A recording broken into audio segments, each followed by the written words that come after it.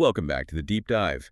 Today we are opening up a file that, honestly, it felt a little bit like finding a trapdoor in the floor of a house I've lived in my whole life. Ah, that's a good way to put it. We're looking at a stack of documents, technically a recovered fictional manuscript that claims to be the lost final meditations of René Descartes. It is a wild ride. And look, if you have ever taken a philosophy 101 class, or really if you just exist in the modern Western world, you know Descartes. Oh, absolutely. Even if you don't think you know him, you do. He is the I think, therefore I am guy. He is the bedrock. He's the reason we tend to think of our minds as these, rational little pilots sitting inside our heads, driving our physical bodies around like cars. Exactly. The father of modern rationalism. He built the fortress of certainty. But this source material we have today, which was found in a private library in Leiden, along with some very revealing letters, tells a completely different story. A very different story. It suggests that right before he died, Descartes didn't just have a change of heart. He had a total systemic collapse. He realized his whole system might be just wrong. Which is a terrifying thought. It's like the architect of a skyscraper realizing the foundation is sand just as he reaches the penthouse. That is a perfect analogy. The documents are attributed to him, dated around 1649, 1650, though they weren't actually discovered until 1734. Right. Now, whether they are a clever 18th century forgery or the real deal, they present this literary and philosophical bombshell. They give us a Descartes who isn't building a fortress, but one who is sitting inside that fortress just watching the walls crumble. So to really get the weight of this, we need to set the scene. The prequel letter that comes with the sources, it places us in November 1649, Stockholm, Sweden. And if you know the history of Descartes' end, you know this was a fatal error on his part.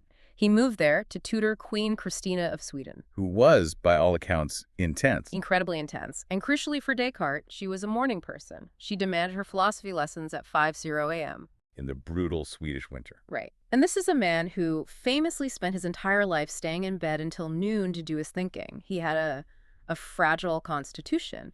Now he's freezing, he's sleep-deprived, he's likely getting sick. And according to this letter to Princess Elisabeth, His longtime correspondent. an intellectual sparring partner, he is terrified. He uses a really heavy image in the letter. He confesses to her that he feels like a priest who has lost his faith but must continue performing the Mass. It gives you chills. He tells her that he tried to apply his famous method of doubt.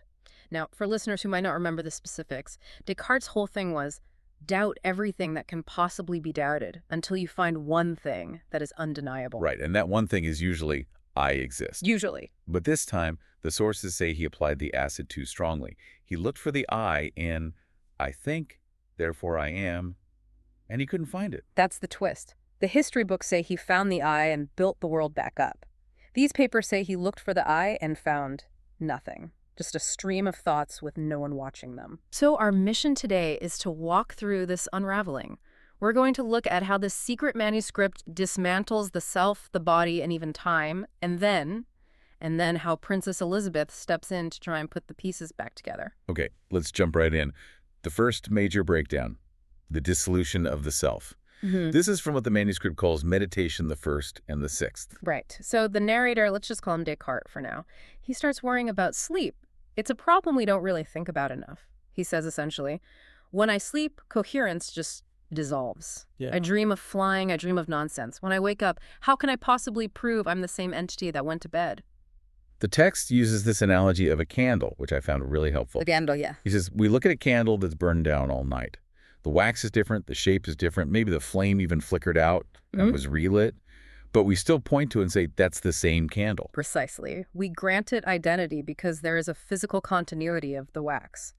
But here's the kicker. Consciousness has no wax. There is no material stuff in your mind that stays the same. Thoughts come, thoughts go.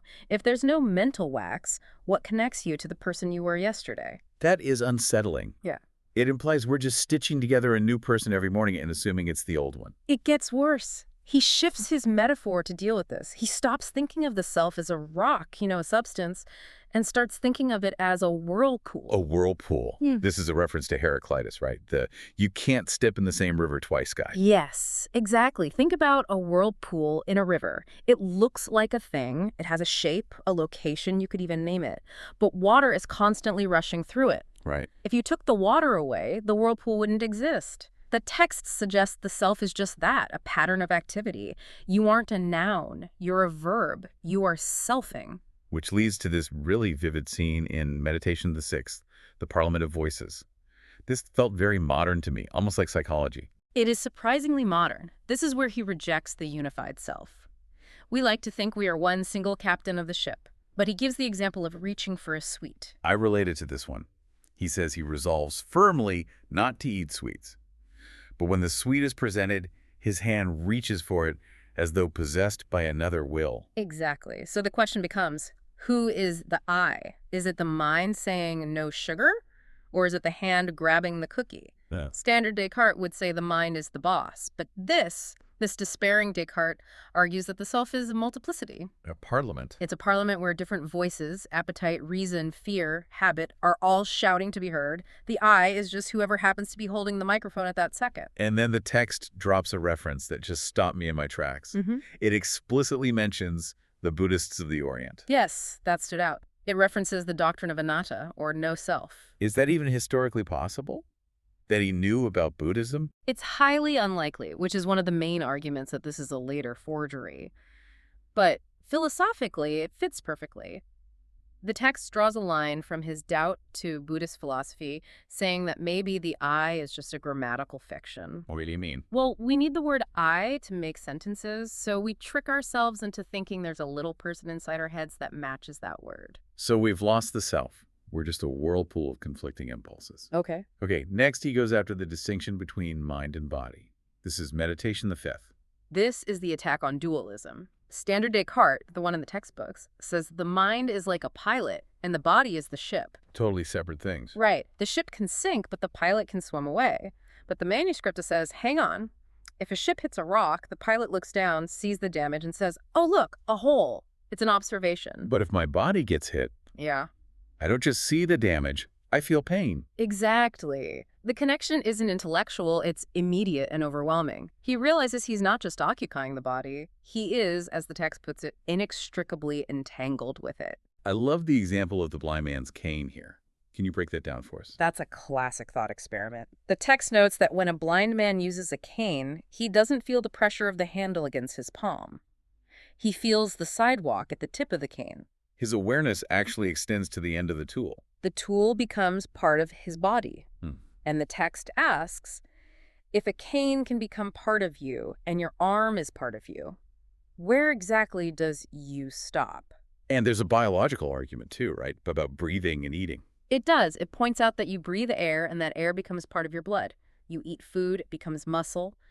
We are an open system, not a sealed container. We are constantly trading matter with the world. Which is kind of beautiful, but also terrifying if your goal is to prove you're an immortal soul separate from all that. It is.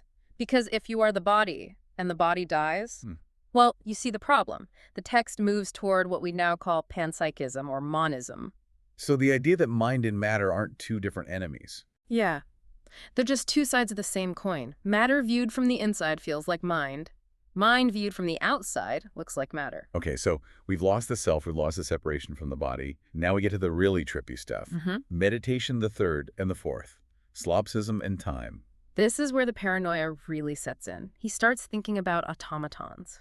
The mechanical ducks. I didn't realize they had those in the 17th century. Oh, they were the AI of their day. People were building these incredibly complex clockwork animals that could flap wings, eat, even digest food. And Descartes looks at these and thinks, wait, if a machine can fake being alive... How do I know my neighbor isn't just a complex clockwork mechanism? A philosophical zombie, someone who acts like they have a mind, but inside the lights are off.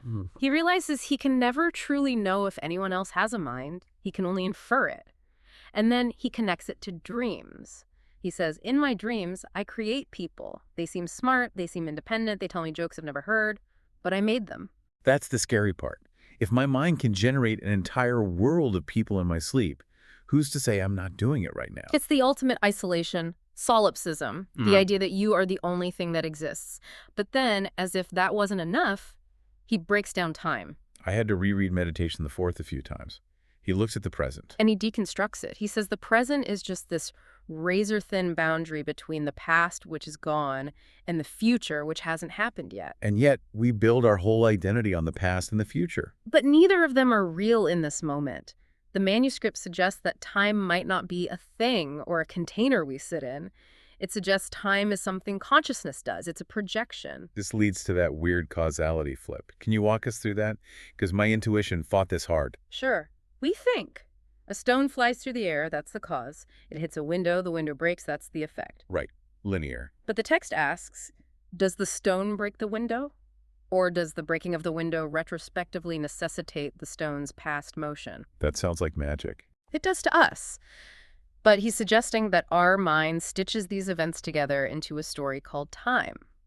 He's questioning the arrow of time itself. He's essentially saying, I don't know if I'm a person, I don't know if you're real, and I don't know if time is actually passing. Okay, so at this point, Descartes has pretty much destroyed everything he thought he knew. Meditation the seventh and the eighth are where reason itself collapses. He returns to an analogy from earlier, the flame. He says consciousness is self-luminous. It's like a light that lights up the room but also lights up itself. You don't need a second light to see the first light. But then he realizes that logic can't explain that. No. In Meditation the Eighth, he hits the wall. He realizes that using logic to prove logic is valid is circular. It's a snake eating its own tail. You can't use a ruler to measure the ruler itself. He references Pascal, another philosopher at the time. He does, distinguishing between the God of philosophers, a logical proof, and the God of Abraham, a felt experience. And the manuscript says he starts moving toward mysticism, which is not a word we associate with Descartes. Not at all, but he suggests that maybe the only way to know reality isn't through syllogisms or math, but through direct intuition, through silence. He's moving from doing philosophy to doing something like meditation. What? He talks about the eye being just a wave in the ocean of God. But then the text stops. Literally stops. The mid-sentence, to be human is to, and that's it. And the editorial notes remind us of the history here. Descartes likely died of pneumonia right around this time. So the implication in this narrative is that he died before he could finish the thought. Leaving us on a massive cliffhanger. He's deconstructed his whole worldview, moved toward this mystical oneness, and then just vanishes into the dark. But that is not the end of the source material. We have the sequel. Enter Princess Elisabeth. Now, for context, in real history, Elizabeth was his student and friend, and she famously challenged him on his dualism. Right, she was the one who asked him, if the soul is non-physical, how does it push the physical body around? A question he never really answered. So in this source, she gets these papers after his death. She reads this mental breakdown of her mentor, and she writes a response. She's the survivor who has to make sense of the wreckage. And she does something brilliant. She reframes his failure. She argues his uncertainty wasn't a failure, it was his greatest achievement. She calls it living without certainty. She brings it back to the body, right? Embodied wisdom. Yes. She contrasts his obsession with the intellect against the wisdom of the body. She uses the example of danger. She says when she encounters a threat, her heart races and her muscles tense before her mind even figures out what is happening. The body knows things the mind doesn't. Exactly. I love that part. It's so validating. He's like, stop trying to think your way out of everything. And she extends this to ethics in Meditation the Ninth. Remember, Descartes was worried, if I can't logically prove you exist, how can I be ethical toward you? Elizabeth says, that is nonsense. She uses the example of a mother and child. Right. She says, does a mother need a philosophical proof that her child has a mind in order to nurture it? No. The love comes first. The connection comes first. Ethics begins in relationship, not in logic. We don't need proof to love our friends. We just love them. It's such a relief to hear that after all the existential dread, it feels so much more human. It is grounding. She is basically saying we are not isolated minds trying to prove the world exists. We are already in the world. We are connected. The proof is in the participation. And she finally finishes that sentence, the one he left hanging. To be human is to. She writes, to be human is to dwell in the space between certainty and chaos. And somehow, impossibly, that is enough. That is a powerful landing. It really is. It accepts the mystery. Descartes spent his life trying to eliminate mystery. Elizabeth says, no, the mystery is where we live. That tension is the human experience. You're never going to be 100% sure, and that's okay. So let's zoom out. What does this deep dive into these lost meditations actually give us? It gives us this fascinating alternative history of philosophy.